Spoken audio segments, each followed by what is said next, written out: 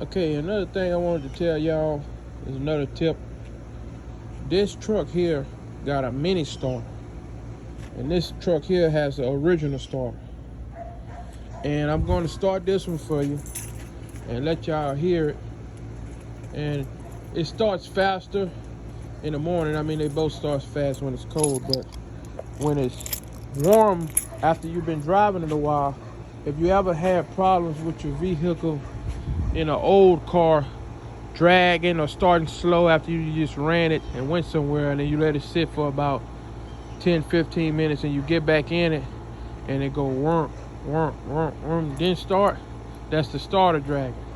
If it just go fast, then it's not dragging. But most of those old big starters on a 454 or 350, they normally drag, especially when they get older, and they just have heat soak problems, and they're known for doing that. So this is the mini starter right here. Might start right up, might not, but you can see how fast it turn over.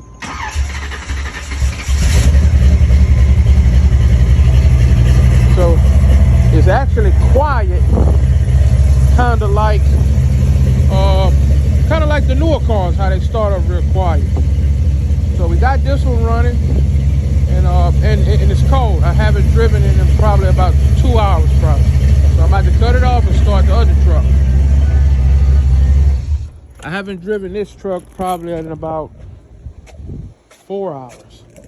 So I'll open it up right quick. And it's gonna start faster because it's cold right now. But I haven't had problems with it dragging really, not on this truck. But I've had older school trucks just like this truck that had the starter dragging. So you're gonna listen to this one start.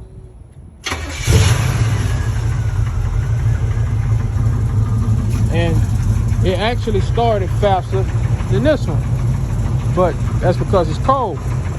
And if you heard it start slightly, you can hear that it's kind of a tad bit louder versus this one being quiet. So, but if you got an engine that's have a little higher compression, you're gonna want to get a mini starter. A mini starter starts faster and it's quieter, and you don't have the heat soak problems. The original starter that come with these trucks, they just don't start as fast as those starters. They don't turn over faster. I mean, this truck here has an electric fuel pump, and it got a 750 Holley double pumper. So, I mean, the fuel air ratio is not directly perfect, and the timing ain't directly perfect on it. But on this one, the timing is set right on. It hits soon as you turn the key. Now, when it gets warm outside, like in the 90s, and you let it sit for about, I say, 15 minutes, 20 minutes, and then you go start it.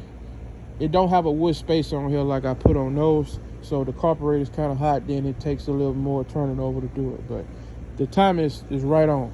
This one here, the timing need, I got it bumped up a little bit. So, because I always have a couple of little, little pull-offs from the light or little street and playing on the road with your friends or whatever. I don't want to say the word racing, so. But, yeah.